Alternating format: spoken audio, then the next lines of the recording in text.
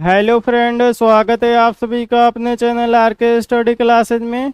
आज के इस क्लास में हम देखेंगे बिहार बोर्ड इंटर फाइनल परीक्षा 2025 के लिए। आज हम देखेंगे हिस्ट्री का 30 ऑब्जेक्टिव क्वेश्चन। ये 30 ऑब्जेक्टिव क्वेश्चन आपके फाइनल बोर्ड परीक्षा के लिए बहुत ज़्यादा इंपॉर्टेंट होने वाला है, तो आप लोग इस वीडियो को शुरू से लेकर अंत तक देखिएगा, एक भी प्रश्न को स्किप मत कीजिएगा।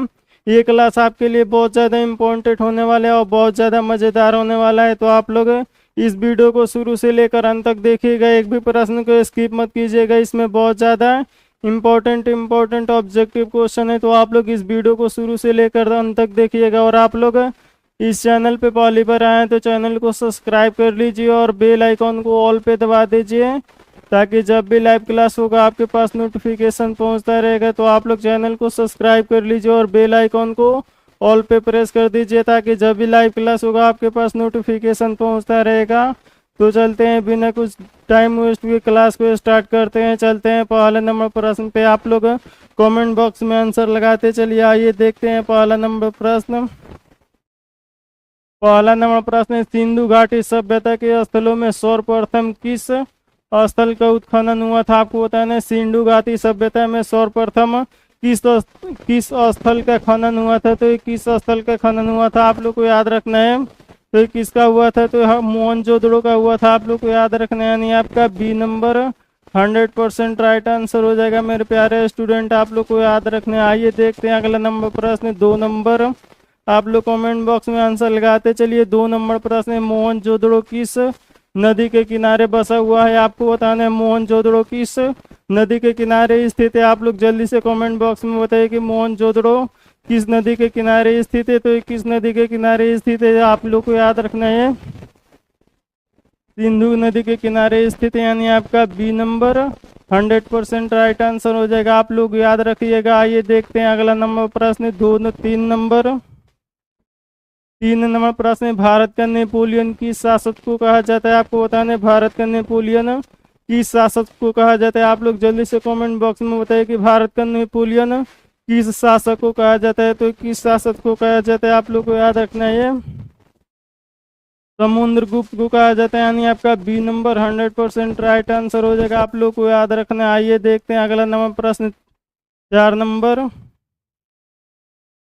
4 नंबर प्रश्न, भारतीय इतिहास का कौन सा काल शोरकाल को कहा जाता है? आपको बताना है भारतीय इतिहास का कौन काल को शोरकाल कहा जाता है। आप लोग जल्दी से बताइए कि भारतीय इतिहास को कौन काल को शोरकाल कहा जाता है। तो किसको कहा जाता है? तो गुप्त काल को कहा जाता है, आप लोग को याद रखना है। यानी आपका बी नंबर 100% राइट आंसर हो जाएगा मेरे प्यारे स्टूडेंट, आप लोग को याद रखना है। आइए देखते हैं अगला नंबर प्रश्न 5 नंबर। 5 नंबर प्रश्न है, प्राचीन भारत के महाकाव्य का नाम क्या था? आपको बताना है प्राचीन भारत के महाकाव्य का क्या नाम था। आप लोग जल्दी से बताइए कि प्राचीन भारत के महाकाव्य का क्या नाम था, आप लोग को याद रखना है। तो ये क्या था, महाकाव्य का क्या नाम था? तो ये महाभारत था, आप लोग को याद रखना है। यानी आपका ए नंबर 100% राइट आंसर हो जाएगा। आइए देखते हैं अगला नंबर प्रश्न 6 नंबर। 6 नंबर प्रश्न, मनुस्मृति में कितने प्रकार का विवाहों का उल्लेख है? आपको बताना है मनुस्मृति में कितने विवाहों का उल्लेख है। तो ये कितने विवाहों का उल्लेख है आप लोग को याद रखना है, ये 8 विवाहों का उल्लेख है। यानी आपका सी नंबर 100% राइट आंसर हो जाएगा, आप लोग को याद रखना है। आइए देखते हैं अगला नंबर प्रश्न 7 नंबर।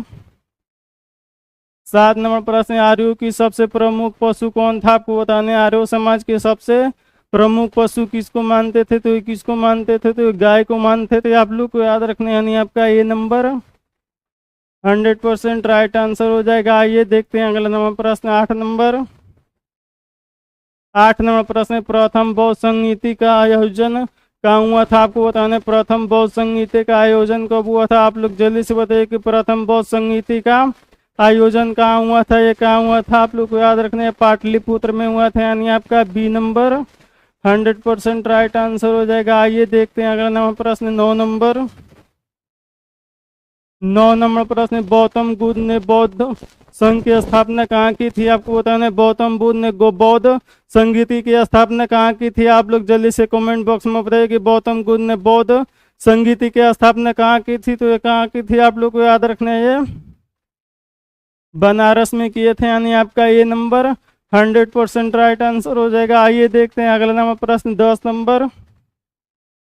10 नंबर प्रश्न है, बाबर ने अफगान सदस्यों का किस युद्ध में पराजित किया? आपको बताना है बाबर ने अफगान सरदारों को किस युद्ध में पराजय किया था। तो ये किस युद्ध में पराजय किया था आप लोग को याद रखना है, खानकवा के युद्ध में पराजित किया था, यानी आपका सी नंबर 100% राइट आंसर हो जाएगा। आइए देखते हैं अगला नंबर प्रश्न 11 नंबर। 11 नंबर प्रश्न, मुगल काल में भारत में सबसे ज्यादा उपजाई जाने वाली फसलें कौन थी? आपको बताना है मुगल काल में सबसे ज्यादा फसल किस चीज की उपजाई जाती थी? आप लोग जल्दी से कमेंट बॉक्स में बताइए कि मुगल काल में सबसे ज्यादा फसल किसकी उपजाई जाती थी। आप लोग को याद रखना है चावल, गेहूं, ज्वार, बाजरा आदि का उपजाया जाता था, यानी आपका ये नंबर 100% राइट आंसर हो जाएगा। आप लोग को याद रखना है। आइए देखते हैं अगला नंबर प्रश्न 12 नंबर। 12 नंबर प्रश्न, खरीफ फसल किस ऋतु में होता है? आपको बताना है खरीफ फसल सबसे ज्यादा किस ऋतु में होता है। आप लोग जल्दी से कमेंट बॉक्स में बताएं कि खरीफ फसल सबसे ज्यादा किस ऋतु में पाया जाता है। तो किस ऋतु में तो ये शीत ऋतु में होता है। आप लोग को याद रखना है, यानी आपका ये नंबर 100% राइट आंसर हो जाएगा। आइए देखते हैं अगला नंबर प्रश्न 13 नंबर।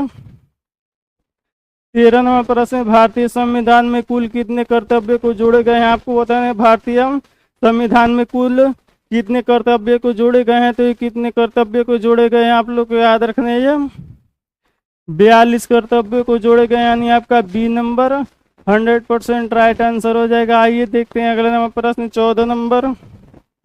14 नंबर प्रश्न, 1857 का विरोध किसके नेतृत्व में हुआ था? आपको बताना है 1857 का विरोध किसके नेतृत्व में हुआ था। आप लोग जल्दी से कमेंट बॉक्स में बताइए कि 1857 का विरोध किसके नेतृत्व में हुआ था। तो ये कुंवर सिंह के नेतृत्व में हुआ था। आप लोग को याद रखना है, यानी आपका सी नंबर 100% राइट आंसर हो जाएगा। आइए देखते हैं अगला नंबर प्रश्न 15 नंबर। 15 नंबर प्रश्न, झांसी की रानी लक्ष्मीबाई युद्ध करते हुए कहाँ मारी गई थी? आपको बताना है झांसी की रानी युद्ध करते हुए कहाँ मारी गई थी। तो ये कहाँ मारी गई थी आप लोग को याद रखना है, ये कपाली में मारी गई थी, यानी आपका ये number B number 100% right answer हो जाएगा। आप लोग को याद रखना है। आइए देखते हैं अगला नंबर प्रश्न 16 नंबर।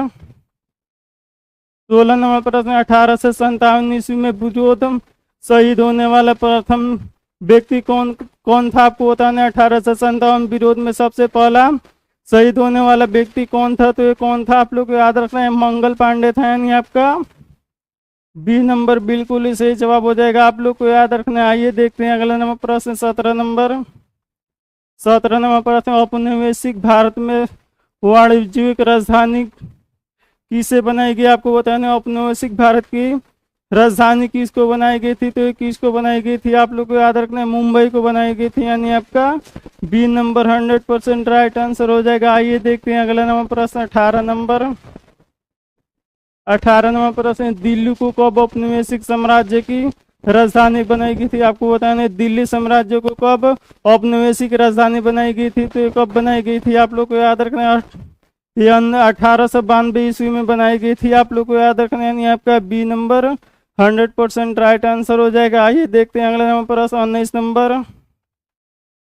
19 नंबर प्रश्न, मेगास्थनीज के अनुसार मौर्यकाल को कौन सा नगर सुनिश्चित योजना के अनुसार बनाया गया था? आपको बताना मुगल काल के अंतर्गत मौर्य काल को कौन सा नगर आयोजन के लिए अनुसार बनाया गया था। तो कौन काल के लिए बनाया गया था? तो ये पाटलिपुत्र के लिए बनाया गया था। आप लोग को याद रखना है, यानी आपका बी नंबर 100% राइट आंसर हो जाएगा। आइए देखते हैं अगला नंबर प्रश्न 20 नंबर। 20 नंबर प्रश्न, नगर में मुख्य आर्थिक गतिविधियां क्या थी? आपको बताया नगर में मुख्य गतिविधियां क्या थी? आप लोग जल्दी से बताइए कि नगर में मुख्य गतिविधियां क्या थी। तो ये क्या थी आप लोग को याद रखना, कृषि संबंधित, यानी आपका ये नंबर 100% राइट आंसर हो जाएगा। अगर आप लोग इस चैनल पे पहली बार आए तो चैनल को सब्सक्राइब कर लीजिए और बेल आइकॉन को ऑल पे दबा दीजिए, ताकि जब भी लाइव क्लास होगा आपके पास नोटिफिकेशन पहुंचता रहेगा। तो आप लोग चैनल को सब्सक्राइब कर लीजिए। तो थैंक यू बाबू, फिर मिलते हैं अगले वीडियो में।